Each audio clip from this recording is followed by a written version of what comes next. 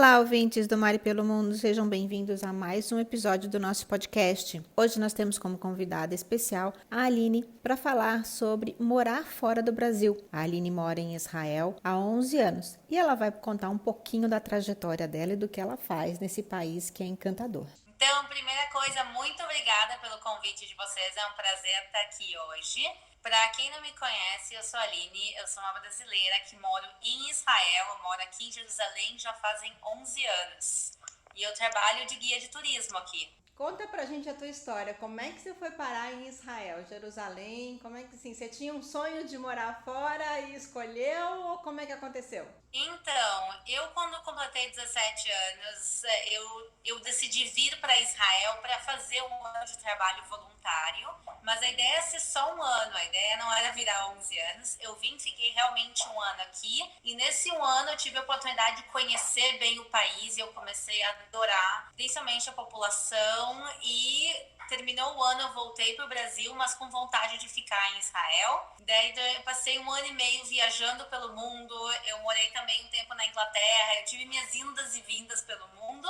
E depois de um ano e meio, eu olhei e disse, bom, a vontade de morar em Israel não passou, então acho que é sério mesmo o negócio. E eu decidi vir e migrar para Israel. Eu já estava com 20 anos e eu vim com 3 malas de 32 quilos e uma passagem só de ida. E daí isso já fazem quase 11 anos. O primeiro ano foi trabalho voluntário, então é bom, porque com trabalho voluntário tu já tem uma infraestrutura, entre aspas, preparada para ti. A gente tinha os dormitórios, a gente tinha o que fazer, então foi uma boa maneira de conhecer o país. E quando eu decidi migrar realmente com 20 anos, eu tinha muito claro na minha cabeça que eu ia direto para a universidade. Então eu aterrisei, uma semana depois eu já estava dentro da universidade, morando nos dormitórios, e eu acabei indo direto para a universidade e estudando nutrição. Aline, conta um pouquinho por que você escolheu Israel. Você já tinha feito várias viagens ou foi alguma indicação? Ou você tinha familiar?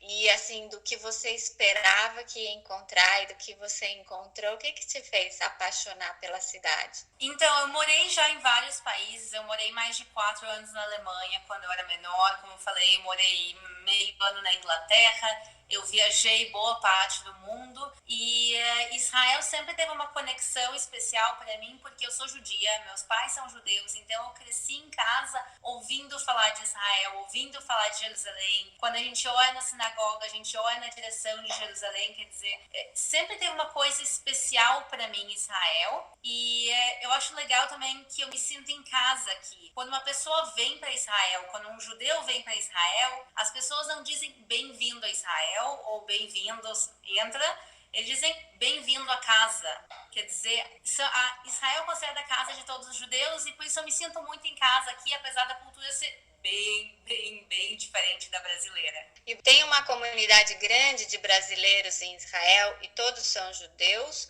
ou outras religiões imigram e aí tem a mesma facilidade ou dificuldade ou é uma coisa que não acontece? Então, em Israel existe a lei do retorno, que permite todos os judeus a retornarem para Israel. Porque originalmente os judeus viviam aqui e a gente foi expulsos há 2000 anos atrás pelos romanos. Então é realmente como se a gente estivesse voltando para casa. E pela lei do retorno, a gente tem direito à cidadania. Então, para qualquer judeu que queira tirar a cidadania israelense, é fácil, se pode dizer. Então, muitos judeus brasileiros do mundo todo voltam para cá. Então, a gente tem uma comunidade muito grande brasileira. Eu vi os últimos números, a gente já tinha passado de 20 mil brasileiros morando em Israel. A grande maioria, sim, são judeus. Mas, como qualquer outro país, dá para emigrar para Israel de outras maneiras. Mas é um pouco mais complicado, é que nem tu for emigrar para os Estados Unidos, para a França, daí tem todo o processo de imigração. Tem gente que casou com israelenses, tem gente que veio a trabalho e também tem vistos de igrejas. Então, muita gente das igrejas, tanto católicas como evangélicas, recebe visto para vir morar em Israel. Então, a gente está com mais de 20 mil brasileiros aqui. A gente já tem o nosso cantinho brasileiro em Israel.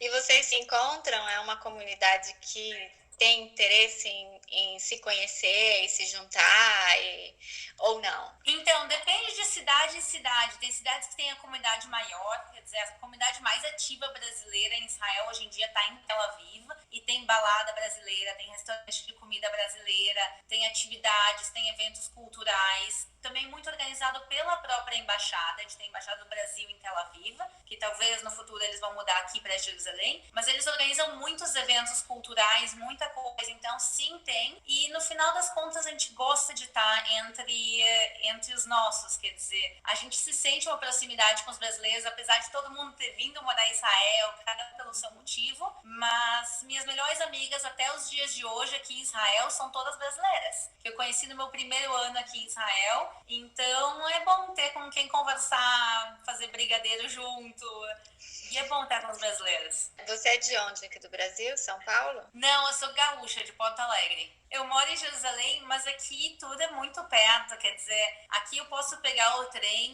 para Tel Aviv e em 30 minutos eu estou em Tel Aviv de trem. É fácil, acessível, então, apesar de ser cidades diferentes, a gente está muito conectados. Quais são as grandes diferenças entre as cidades, principalmente as maiores, né? Então, as duas grandes cidades do país são Jerusalém. Jerusalém é a maior cidade, também a capital, são 900 mil pessoas, que para quem está ouvindo esse podcast no Brasil, 900 mil não soa muito, mas aqui para Israel, 900 mil para um país de 9 milhões é bastante coisa. E Jerusalém é uma cidade muito tradicional em todas as religiões. Então aqui estão os principais lugares santos das 3 religiões.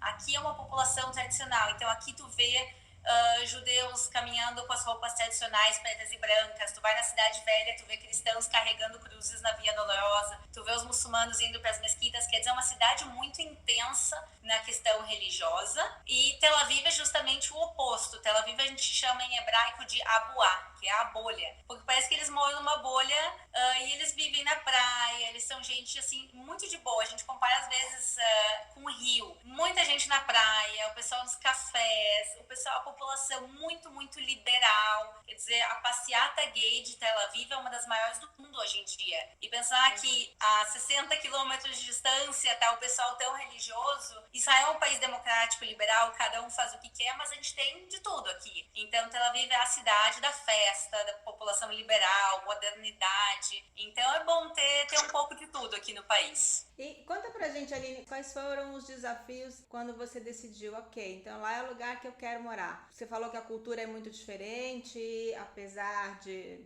ser judia também, mas quais foram os principais pontos, assim, ai meu Deus, e agora? Então, tem coisas que são simples, por exemplo, a comida. Eu lembro que na primeira semana que eu morei em Israel, a gente ficou num alojamento que tinha buffet e eu não sabia o que comer. Porque eu pegava cada coisa do buffet e tudo era apimentado pra mim. Eu sou gaúcha, a gente não tá acostumado a comer pimenta. Então, tem coisas da comida, tem coisas que a gente leva de boa.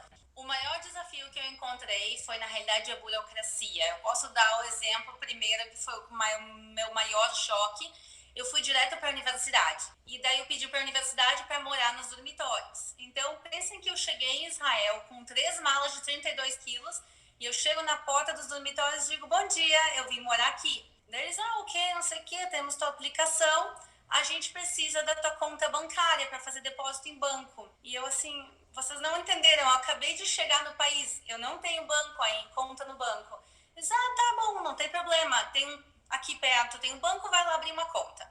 Eu chego no banco e eles, sim, vamos abrir tua conta. Ok, qual o teu endereço? Eu digo, eu vou morar nos dormitórios. Eu não tenho endereço ainda, eu acabei de aterrissar. Daí eles, não, do endereço. Daí eu volto, pensem nisso. Agora eu falo isso rindo. No dia eu não estava tão feliz. Daí eu volto para os dormitórios e digo, olha, eu preciso saber do endereço. Daí eles, não, a gente não tem como te liberar o endereço até a gente não ter a conta. E daí eu vou e volto. E daí no final, e daí eles, e cadê tua identidade? Eu digo, eu não tenho identidade. Eu aterrissei ontem no país. Eu não tenho identidade, eu não tenho conta de banco, eu não tenho telefone, eu não tenho absolutamente nada, a não ser um documento provando que eu entrei ontem como imigrante no país. Então, no final, a mulher do banco foi muito legal e ela abriu uma conta para mim sem eu ter um documento, sem uma identidade. Ela abriu a conta para mim e ela disse, olha, eu tô confiando em ti, no dia que tu tiver a tua identidade, daqui 1 semana, 2 semanas, tu traz aqui e a gente registra. Mas isso foi 2 coisas. Primeiro, assim, eu literalmente tive algumas noites que eu não podia dormir no dormitório, que eu demorei para conseguir entrar e ganhar minha chave por causa disso. Então, são o tipo de coisas que a gente não tá acostumado, porque o país funciona de uma maneira diferente, mas que também me mostra a sociedade israelense. A mulher do banco teve disposta a abrir uma conta de banco para mim, me dá cartão de crédito, sem eu ter um documento. Isso porque a população aqui tenta ajudar no que pode. Você comentou um pouco tempo atrás que a cultura é muito diferente. Quais são os grandes choques culturais, por exemplo, que uma pessoa que está visitando vai experimentar? Então, eu escolhi Jerusalém como a minha cidade. Jerusalém é uma cidade religiosa. E uma das coisas que os judeus religiosos têm, não é a maioria, mas muitos têm, que é Shmirat Negiah. Quer dizer, uma pessoa não toca no sexo oposto, senão é parte da família. Então pensa que tu chega agora com um amigo teu e diz, oi, e nossa tendência de brasileira ir abraçada, beijo, e daí tu vê a pessoa assim, e daí diz, Aline, eu sou Shomer Negiah, tu sabe disso? Eu disse, verdade, assim. Então, por exemplo, uma das coisas de brasileira é aprender a não ficar tocando nas pessoas. Agora no corona todo mundo aprendeu a não tocar um no outro, mas aqui já desde antes tinha isso e foi uma das coisas que me chamou muita atenção. Vamos falar um pouquinho, Aline, de turismo. Você trabalha como guia turístico. Quais são os principais pontos que a gente deve conhecer quando vai a Israel? Então, Israel, o turismo aqui tem crescido muito nos últimos anos, muito. Quando eu comecei a ser guia, a gente tinha 2 milhões de turistas e no ano passado a gente teve mais de 4 milhões e meio. O turismo cresceu, então tem o turismo tradicional, entre aspas, que é o turismo religioso, que o pessoal vai conhecer a Galileia, que é a zona onde Jesus viveu a maior parte da vida dele. Então conhece, por exemplo, Nazaré, conhece o local onde Maria teve a anunciação da vida de Jesus, a encarnação. A gente vai a Quefarnaum e a gente conhece a vida e os milagres de Jesus na Galileia. A gente vai também a Jerusalém e a zona de Jerusalém. Jerusalém é a Semana Santa. Desde o julgamento, onde Jesus carrega a cruz, o Calvário, a ressurreição, e também as zonas próximas. O Mar Morto fica aqui, apesar de não ser um lugar religioso. O Mar Morto é fantástico. É um lago de água extremamente salgado, onde a gente flutua nas águas. Então tem sempre as fotos das pessoas boiando no Mar Morto. E além de ele ser medicinal, então muita gente também aproveita para passar lama, para comprar cremes, para sair todo mundo rejuvenescido, lindo e maravilhoso. E também se visita a autoridade palestina. Eu tenho licença de guiar em Israel, mas eu também guio do outro lado da fronteira, eu guio na autoridade palestina, principalmente a cidade de Belém, onde Jesus nasceu, e na cidade de Jericó, que é a cidade mais antiga do mundo. E esse é o turismo, se pode dizer, tradicional, mas muita coisa está sendo feita nos últimos meses e anos de turismo alternativo. Então tem muito turismo gastronômico agora, a gente tem vinhos maravilhosos em Israel, tem turismo de aventura, tem pessoal que vem fazer também trekking, tem pessoal que vem fazer caminhadas e trilhas em Israel. E é muito legal, porque se desenvolveram também outros nichos de turismo. E o pessoal está descobrindo que Israel é mais do que só o Muro das Lamentações e a Igreja do Santo Sepulcro. Tem muita coisa aqui para se fazer. Tem uma natureza linda, né? Eu acabei conhecendo através dos stories de umas colegas e de viajantes. A Vilma, que segue a gente também, sempre colabora, ela fez uns stories muito bonitos de uma viagem religiosa que ela fez para Jerusalém. Tem outras amigas que fazem da parte mais de natureza. E foi incrível, porque eu não imaginava, né? A gente não tem essa ideia de que... E também nem sei como funciona direito o Mar Morto, porque a gente vai com uma... Você já foi lá? Já, várias vezes. A gente fica com uma ideia de que realmente flutua, que dá para andar em cima. Tem gente que fala que não, dá para mergulhar. Como que é, assim, para o turista conhecer o Mar Morto e ter essa experiência? E é um mar gelado também, dependendo da época do ano, não? Então, a região do Mar Morto, ela é 400 metros abaixo do nível do mar. É uma região que não tem igual em nenhum lugar do mundo. Então, pensa que tu vê um lago. O Mar Morto não é um mar, ele é um lago na realidade, mas é um lago de 80 quilômetros de extensão. Ele é grande, 400 metros abaixo do nível do mar e cercado de montanhas deserto. Então, são montanhas desérticas de pedra, que é uma paisagem lindíssima. É um dos lugares favoritos para bater fotos e para estar lá sentada simplesmente para olhar. E já que é deserto, o clima varia muito do verão para o inverno. O verão é bem quente e o inverno é frio. Não extremamente frio, mas pode ter dias assim que tá 20 graus, 25 graus. E para muito brasileiro, 20 graus, 25 graus não é suficientemente quente para entrar na água. Então, tu vai, todo ano tem gente na água, mas somente os brasileiros têm um pouco medo de ir no inverno. Em relação a se boia ou não boia, boia. Mas tem que ser realista, não é aquela coisa estilo de Jesus caminhando sobre as águas. Não, tu não caminha sobre as águas, mas tu boia. Isso quer dizer que tu entra e o teu corpo, a metade fica para baixo da água e a metade para cima. Se tu tá deitado, se tu tá de pé, é engraçado porque, por exemplo, tu vai ao fundo e tu fica de pé e tu fica de pé na água, tu não consegue botar os teus pés no chão, tu fica balançando. Então é bem diferente, é uma sensação única que eu acho muito, muito legal, e daí muita gente gosta de ir lá bater fotos. Então o pessoal faz aquela brincadeira de pegar um jornal, abre o jornal e senta na água, porque outra vez, tu senta, tua metade para baixo, fica dentro da água, metade para cima fora. Então tu senta e se equilibra sentado e bate a foto com o jornal na mão. E você estava falando sobre a burocracia, só voltando nesse tema, né? Da parte de trabalhar. Eu lembro que eu fui fazer eu acho que era uma transferência em Portugal para uma conta, e a moça falou, então agora você vai na sua agência e faz essa autorização, volta aqui. Eu falei, mas como assim na minha agência? Isso, lá no Brasil, você vai, faz essa autorização e volta aqui, a gente faz a transferência. Eu falei, mas moça, eu tô aqui, não dá para eu autorizar? Não, tem que ser pessoalmente lá. E eu fiquei pensando, meu Deus, já pensou se fosse uma coisa importante, assim, uma coisa séria, eu ter que ir voltar e voltar. Então, assim, quem mora em outro país realmente sofre muito com pequenas burocracias, né? Isso você contou de ir morar, mas de trabalhar são outras burocracias, né? Como que foi essa parte para você? Então, graças a Deus, em Israel, a gente tem mais trabalho que mão de obra. Então, aqui os lugares são desesperados para conseguir gente para trabalhar, o que é muito bom pra gente. Então, aqui a questão trabalhista ela é relativamente simples, não tem carteira de trabalho. Tu vai, quando tu vai trabalhar, o emprego te dá um papel, tu preenche ele, tem um formulário, tu preenche, assina, e toda a questão de burocracia de trabalho é do empregador, não do empregado. Então, isso é fácil. Quando eu virei autônoma, porque hoje em dia eu sou autônoma também, quando eu virei autônoma, aí eu comecei a redescobrir a burocracia toda, mas faz parte. Então, hoje em dia, eu cansei de brincar de burocracia, então eu tenho uma contadora que me ajuda com as minhas contas, porque ela estudou e ela sabe como fazer isso. Mas, claro, a gente está acostumado com a burocracia do Brasil, e de país para país a burocracia muda, e quando chega aqui tem aquele choque de ter que reaprender tudo que a gente sabia do Brasil e reaprender um idioma diferente, porque aqui em Israel o idioma é o hebraico, e a maior parte da burocracia é em hebraico mesmo. Eu ia te perguntar sobre isso. Como foi a dificuldade com a língua?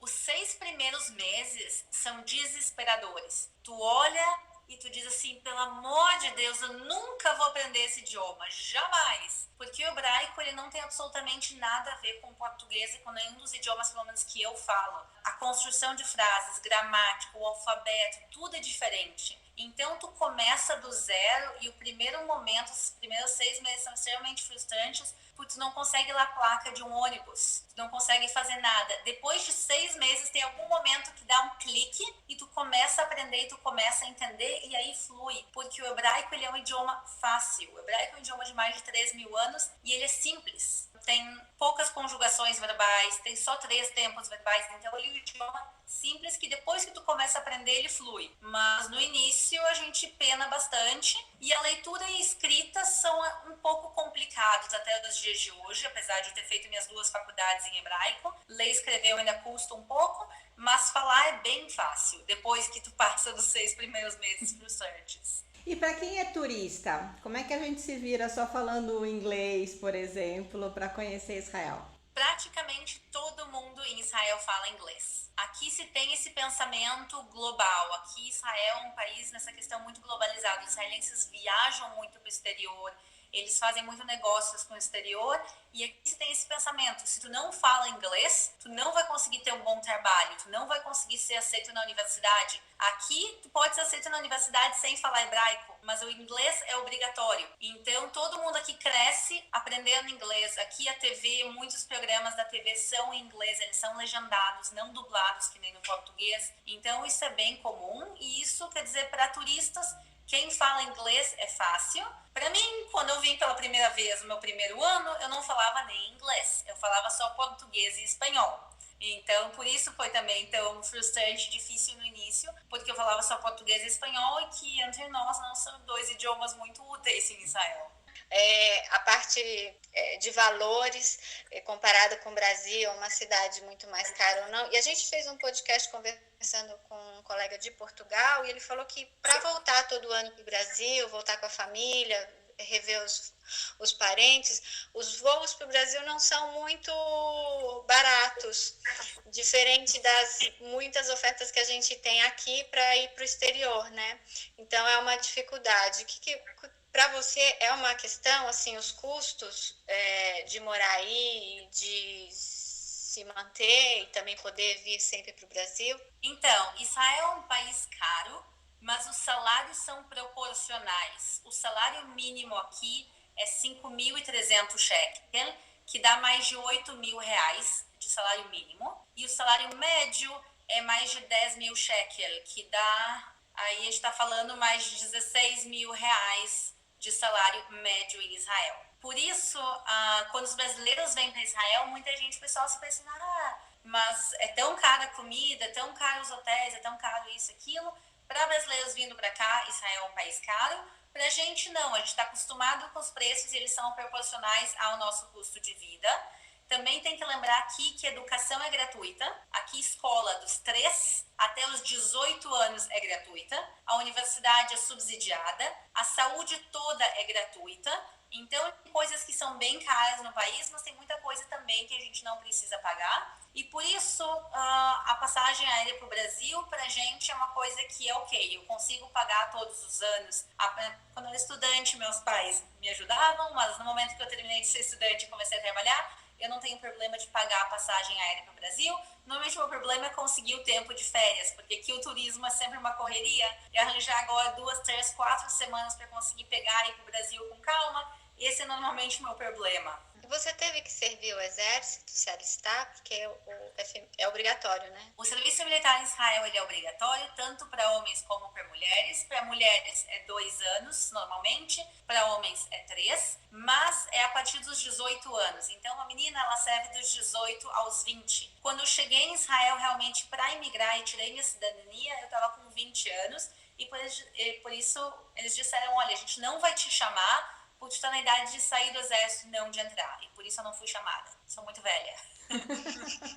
Aqui eles consideram o exército para uma preparação para a vida adulta, entre aspas, a vida civil também. Então, uma pergunta assim que se faz em entrevistas de emprego, essas coisas, se pergunta o que a pessoa fez no exército. Porque isso reflete muito sobre a personalidade da pessoa. Porque aqui no exército tem relativamente muita liberdade de escolher para onde tu vai. Então, por exemplo, se tu escolhe no teu exército ir agora para uma unidade de high-tech, de alta tecnologia, quer dizer que tu é bom no que tu faz. Se tu vai, por exemplo, uma coisa aqui que é conhecida, quem não tá afim de ir pro exército, ou para quem não tá afim de fazer nada, é cozinheiro no exército. Então, por exemplo, se tu põe no teu currículo que tu é cozinheiro no exército, o pessoal acha meio estranho. Então, conta muito sobre a vida das pessoas aqui. Claro, quando eu chego e tenho entrevista de emprego, as pessoas entendem, eu sou imigrante, por isso eu não fiz o exército e tudo ok. Não é que eu sou anulada por causa disso nem nada, mas aqui, assim, uma coisa que se leva em consideração é o que a pessoa fez no exército. E quando os brasileiros vão para aí, fazem o tour com você, o que mais encanta, assim? Além do que eles já esperam e é uma coisa que eles querem ver, assim, o que é a descoberta que você acha legal? Então, as pessoas normalmente ficam impressionadas com Israel, por Israel ser um país de primeiro mundo. As pessoas têm aquela visão, assim, Israel, Oriente Médio, mulher de burca, guerra, conflito, homem-bomba, tanto que se falou disso durante anos e anos e anos na TV, que essa mentalidade que muita gente tem. E quando as pessoas vêm aqui e veem as nossas estradas lindas e maravilhosas, e veem um país limpo, e veem uma população moderna, e vem toda a tecnologia aqui, e as pessoas dizem, uau, assim, eu não sabia que Israel era um país de primeiro mundo. Sim, a gente é. Apesar de a gente tem uma mentalidade muito europeia em muitas coisas também. Então a gente se considera parte da Europa, entre aspas, e não parte do Oriente Médio em muita coisa. Apesar de a gente estar fisicamente na Ásia, a gente está fisicamente no meio do Oriente Médio, mas a gente tem uma mentalidade muito ocidental para muita coisa.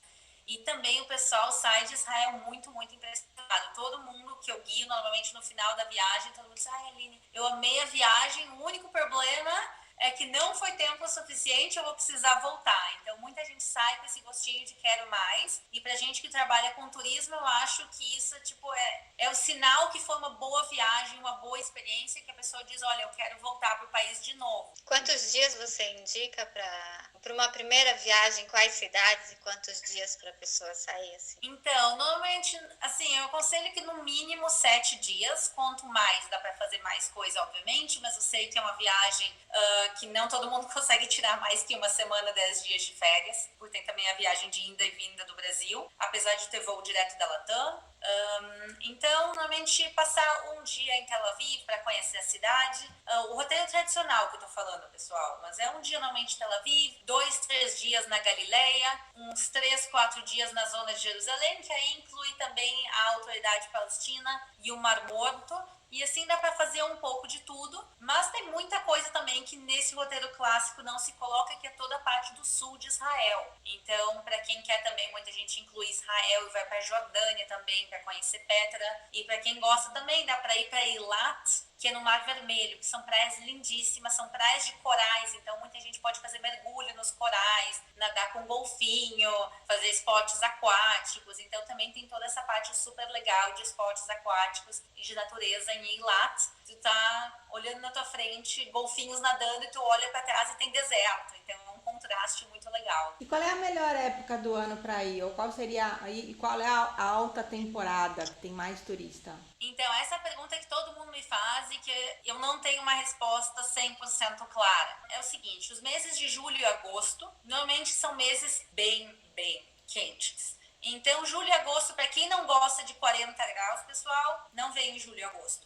Eu diria evitar também a alta temporada, como tu falou, que é a época normalmente da Páscoa, a Páscoa judaica e a Páscoa cristã, que são mais ou menos a mesma época, e também a época de tabernáculos, que é outubro. Então, essa época eu diria para evitar por causa da alta temporada. Eu acho uma ótima época para vir justamente o inverno. Dezembro, janeiro e fevereiro. É o nosso inverno, só que a gente não tem inverno rígido aqui. Pode estar 10 graus, 15 graus, 20 graus, 25 graus. Então, é uma temperatura que é agradável de passear e que é baixa temporada, então tu consegue pegar preços mais baratos, principalmente de hotelaria. Para quem quer um clima, o melhor clima do ano é primavera e outono, só evitar justamente a época de outubro e da Páscoa. Para quem viaja em família, é interessante poder viajar em janeiro.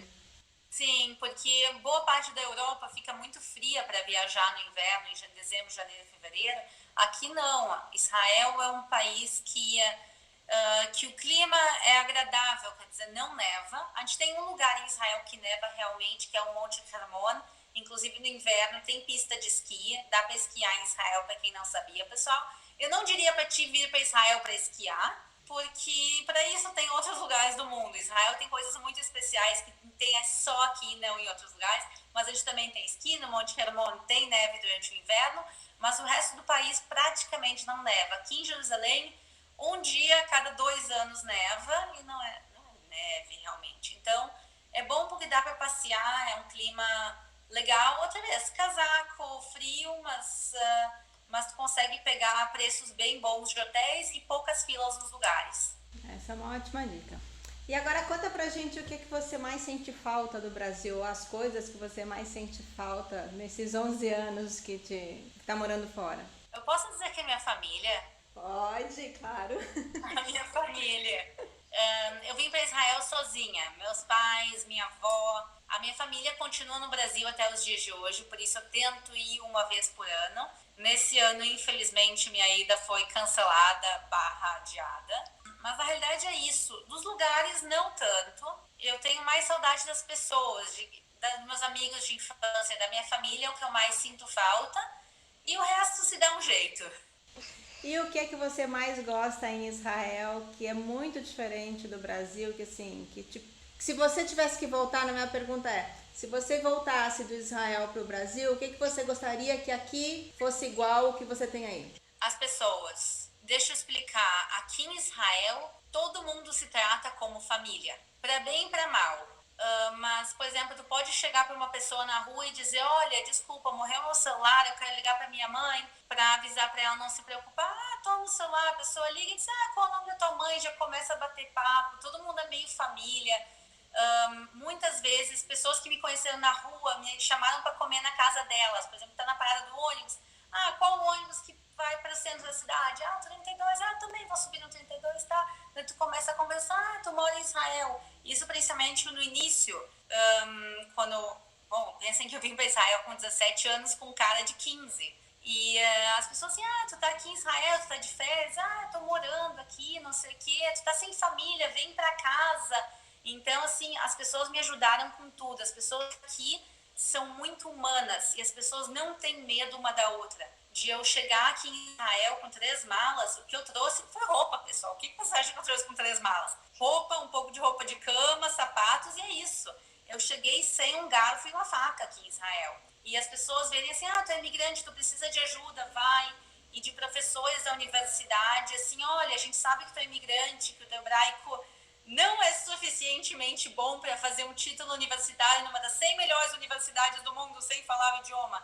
Então, os professores diziam, olha, tem a hora extra, vem no meu escritório, eu te ajudo, assim. As pessoas se ajudam muito, as pessoas não têm medo uma da outra.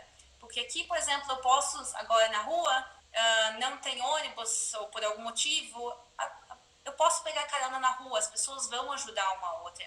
E no Brasil, pela violência que a gente vive, infelizmente, a violência urbana, tu não vai abrir a porta do teu carro, tu não vai abrir a porta da tua casa para uma pessoa estranha na rua. Então, essa segurança que a gente tem aqui, apesar de eu sei que muitos brasileiros acharem que Israel é um país inseguro, não é. Israel é um país extremamente seguro. E essa segurança é uma das coisas que eu mais gosto aqui. Além das pessoas, também a segurança que a gente vive. E é uma das coisas que me incomodam quando eu vou passar férias no Brasil. É aquela coisa assim, que meus pais, eles estão acostumados que eu moro em Israel e que eu não sei mais me comportar no Brasil. Eles assim, Aline, lembra de não pegar táxi na rua. Aline, lembra de não botar o celular no bolso de trás do carro. Aline, lembra, tu não pode sair com tuas joias na rua. Aline, lembra disso. Aline, lembra daquilo. E isso me incomoda profundamente, de não poder viver de uma maneira livre completamente no Brasil. Algum plano de voltar a morar no Brasil? A resposta é não. Eu me casei também aqui em Israel, me casei faz 3 anos e meio, mais ou menos. O meu marido é israelense. A gente conversa sobre talvez passar uma temporada fora de Israel, de talvez ir fazer um intercâmbio, de fazer um mestrado fora, de talvez o trabalho dele, já que ele trabalha com high-tech, com tecnologia, tem uma questão de às vezes fazer relocation, de mandarem ele trabalhar por 1-2 anos fora. A gente conversa sobre isso, mas não para o Brasil. A gente faria talvez para alguns países específicos, para a Europa ou para o Japão. A gente tem uma paixão, nós dois, a gente tem uma paixão pelo Japão também. Aline, super obrigado por ter participado do programa. Eu acho que foi super inspirador para quem quiser conhecer Israel também. A gente queria que você deixasse os teus contatos para quem quiser conhecer Israel contigo como guia. Então, pessoal, quem quiser aprender e saber um pouco mais sobre Israel, vocês podem entrar no meu YouTube, Israel com a Aline, ou pelo Instagram, Aline Guia em Israel. E quem quiser ideias e quiser conversar um pouco mais comigo sobre viagem para Israel, o meu WhatsApp é +972 52 70 270 85. Espero que vocês tenham gostado e que tenha aberto os olhos de vocês para talvez decidir vir passear ou quem sabe morar aqui em Israel. Eu adorei. Muito obrigada mesmo.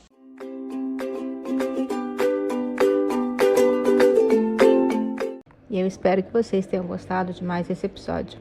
Nós agradecemos a realização do podcast aos nossos apoiadores, a Open Book Assessoria Contábil e Financeira, que está no Instagram como @opbobr e pode ajudar você no seu negócio. Basta mencionar o código MPMTRIPS que você terá um atendimento e um desconto especial. Também a Easter Vinhos, venda direta online de rótulos de vinhos das principais vinícolas do mundo. Acesse o site www.eastervinhos.com.br e com o código #MPMTRIP5 você tem 5% de desconto nas suas compras. Agradecemos também a MPM Trips e o Longe Perto, que podem montar o seu roteiro e a sua viagem completa.